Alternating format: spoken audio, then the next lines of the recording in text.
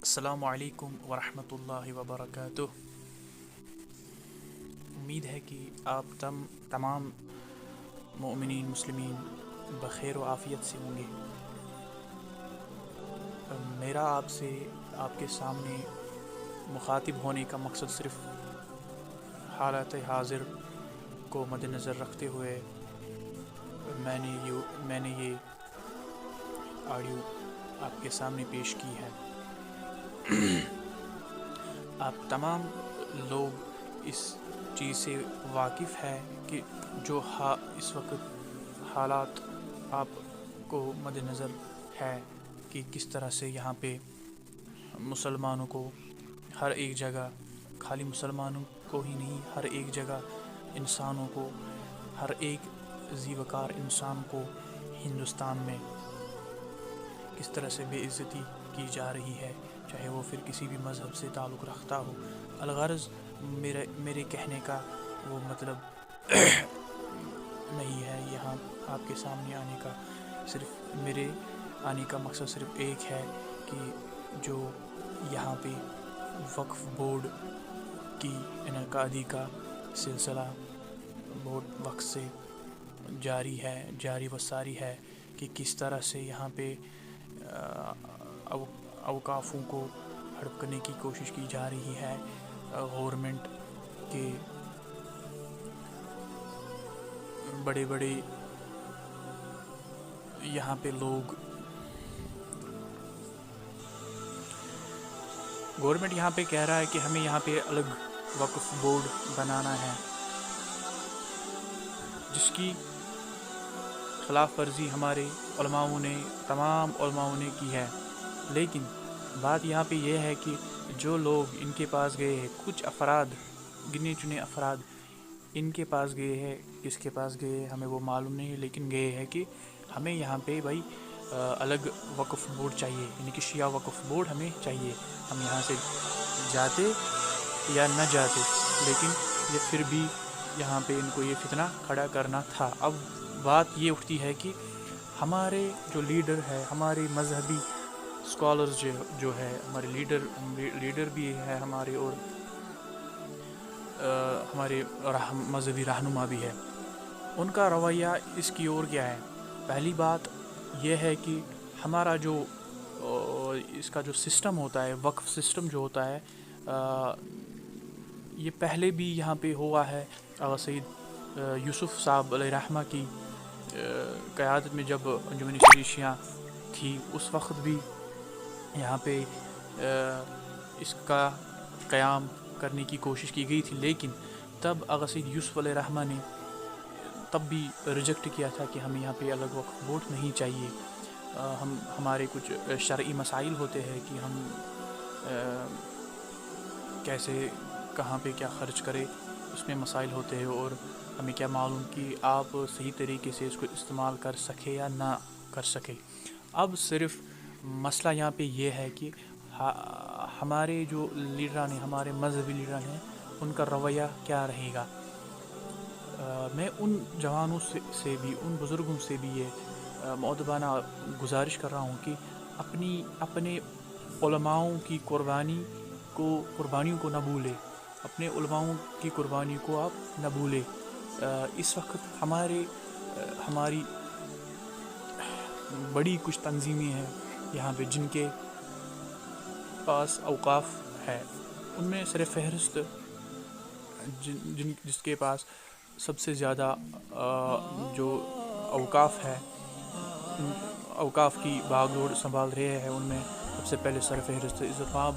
جناب الحاج آغا سید حسن الموسی الصفی صاحب اور انجمن شریعیان کے ساتھ وابستگی صدر محترم ہیں، اور دوسرے جو ہے مولانا مولوی محمد عباس انصاری صاحب، ان کے پاس بھی وہ بھی اوقاف کی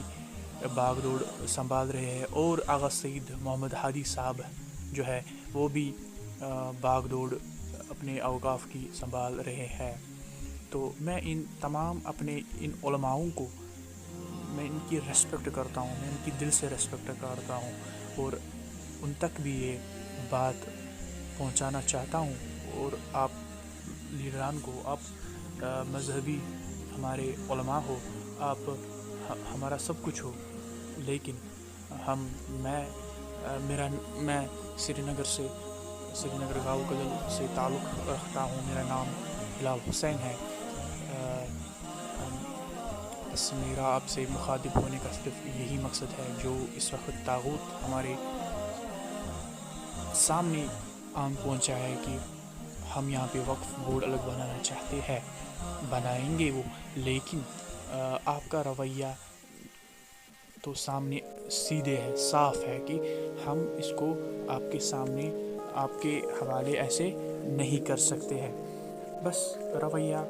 کیا ہو کیا نہیں ہو، بس میرے کہنے کا مطلب صرف یہ ہے کہ براہ کرم آپ اس وقتاً ایک ہو جائے، آپ اس وقتاً ایک میں پوائنٹ بولوں گا کہ آپ ایک میٹنگ رکھے، آل پارٹیز شیعہ آرگنائزنگ کمیٹی کے نام سے آپ ایک میٹنگ بلائے، تمام شیعہ علماء جو یہاں کے بڑے بڑے علماء ہیں، جن کے پاس وقف ہے، جن کے پاس اوقاف ہے، یا جن کے پاس اوقاف نہیں ہے، آپ سب کو بلائیں اور ایک جٹ ہو کر ان کو تمانچہ مارے، ان کو ایسا زور زبردست تمانچہ مارے، ایک جواب دے کیسے کہ آپ ایک ہی سسٹم بنا لے، آپ ایک کمیٹی بنائے، تینوں جماعتوں کی ایک کمیٹی بنائے، اور اس میں ممبران رہیں گے، اور وہ اس اوقاف کی باغ دوڑ سنبھالے، جس سے ہمارا بہت بڑا سرمایہ بن سکتا ہے، بہت بڑا ایک نظام بن سکتا ہے، ہمارے بہت سارے جوان جو ہے اس میں سیٹل ہو سکتے ہیں۔ واقعی اس میں جو ہمارے اوقاف ہے، ان کا استعمال صحیح سے کہیں پہ نہیں ہوا ہوگا، وہ بھی ٹھیک ہے، لیکن ہم یہ ہرگز برداشت نہیں کریں گے کہ ہمارے علماؤں کی کوئی بے عزتی بے حرمتی کرے، وہ ہمیں برداشت قطعاً نہیں ہے۔ ہم ان کے خلاف زور زبردست یہ مذمت کرنا چاہتے ہیں کہ جو بھی ہمارے علماؤں کی بے عزتی کرے، وہ ان کو یہ یاد رکھنا، ہمارے میں ہی کچھ عناصر ہے جو یہ بے غیرتانہ زبان کبھی چلاتے ہیں، وہ ان کو یہ بھول جاتا ہے کہ انہی لیڈروں کی وجہ سے، انہی علماؤں کی وجہ سے ہمارے تک یہ دین پہنچا ہے۔ آج یہ نئی پارٹیاں بن رہی ہے، ہمیں ان سے کوئی مطلب نہیں ہے، ہمیں وہ وقت یاد رکھنا چاہیے کہ جب ہمارے